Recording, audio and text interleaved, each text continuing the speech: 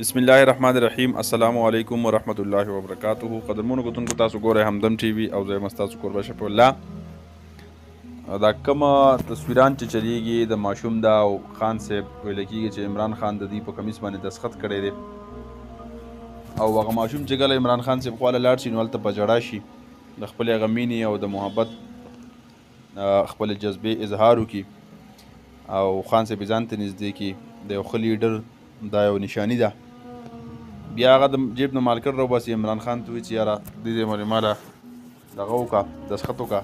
هغه دا نوم ولیکي او دستخط ولیکي. بیا څه کسانو په فیسبوک باندې ټرین وچلو چې یاره دا عمران خان چې کوم دستخط کړی دی نو د دې کمیس بوري ولګوئ. او اوس فیسبوک باندې چلیږي چې یاره پلان کې وایي زه په دومره پیسو والم او پلان کې وایي زه په دومره پیسو والم پلان کې وایي زه په دومره پیسو والم. دراصل خبره دا ده چې عمران خان ډیر عظیم شخصیت دی، ډیر لوی شخصیت دی. د هغه مینه د هغه محبت هغه په خپل ځای هغه د دې ملک وزیر اعظم پاتې شوی دی او مطلب دا دی چې دې قوم دې وطن له هغه ورلډ کپ ګټلی دی، شوکت خانم هسپتال جوړ کړی دی. دا ټولې خبرې په خپل ځای دي. عظیم شخصیت دی. مونږ د هغه د قدر او د عزت او د دې خبره نه کوو. خبره دا ده که ماته کې که نه نو زه دغه کمیس چې د کپړې څومره قیمت دی د کپړې نو د هغې نه 1 روپۍ زیاتې نه شم اخیستی. د هغې وجه دا ده ما خو اوس هم نه کېږي، ما سره خو پیسې هم نشته. خبره اوله خبره خو دا هم د ټیک شوه. خو بله اهم او لازمي خبره دا ده چې د چا سوچ کار کوي نو هغه دا نشي اخیستی. د هغې وجه دا ده چې زه څنګه یو کمیس یاره په 2 کروړ روپۍ والم او زه څنګه یو کمیس په 1 لک روپۍ والم او زه څنګه یو کمیس په 15,000 روپۍ نشم اخیستی. د هغې وجه دا ده چې زه یو کمیس په 15,000 روپۍ لم، یو کمیس په 10,000 روپۍ لم، یو کمیس په 1,00,000 روپۍ لم، یا په کروړه لم. زما ذهن چرته دی، زما سوچ چرته دی، زما دماغ چرته دی، زما عقل چرته دی چې زما په ملک کې لږ غریبانان خلک دی چې هغوی د لوږې د لاسه د شپې خوب نه کوي، خوب وله نه ورځي، وږي په نارو نارو شپو کې هغه شپې سبا کوي. یار راشئ ما سره میلاو شئ چې دنیا غریبانان درته وښیم. که تاسو ته غریب نه معلوم راشئ چې غریبانان درته وښیم. ستاسو په ګاونډ کې به لږ غریبانان خلک وي، ستاسو په ګاونډ کې به لږ معذوره خلک وي، ستاسو په ګاونډ کې به لږې زمونږ خویندې میندې کونډې ناستي.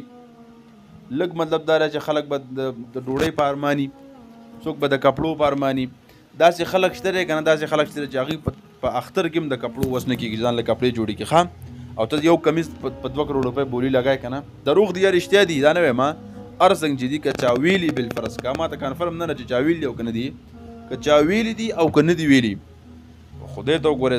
زه پاکستانی به څنګه دا سوچ هم نشي کولی. پاکستانی کس به هغه به دا سوچ کوي یار پاکستان کې غربت لږ دی، پاکستان کې غربت والی خلک لږ دی. د محبت د مینې د محبت مقدار هغه برابر ساتئ، لیمټ کې ساتئ، هغه دغه نه مه بار کوئ. او که پیسې له سره ډېرې زیاتې شوي که نه نو راشئ غریبانانو له یې ورکئ، کونډو له یې ورکئ. چېرته په کار هم راشي، په دنیا کې به هم په کار راشي او چېرته قبر کې ډډه ولګوئ که نه یوه ورځ به د قبر له موږ ټول ځو، ټول روان یو قسم نه پاتې کېږي. نو که چېرته کیدی شي په قبر کې دې په کار راشي هلته بیا دا کمیز نه پکارېږي. هلته به هغه پیسې پکارېږي چې کومې پیسې ته غریب له ورکړي، هغه پیسې به پکارېږي کومې پیسې چې ته خپلې کونډې مور له ورکړي، خپلې کونډې خور له ورکړي، هغه پیسې به دې پکارېږي. یار غریبانان بچیان دلته پراته دي په دې ملک کې.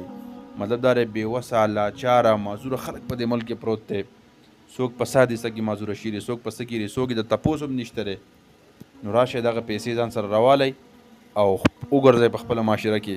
که تاسو غریب پیدا نه که ما سره رابطه وکئ چې دنیا غریبانان درته وښیم. یار دا پیسې هغوی له ورکئ، دا په فضولیاتو کې مه لګوئ.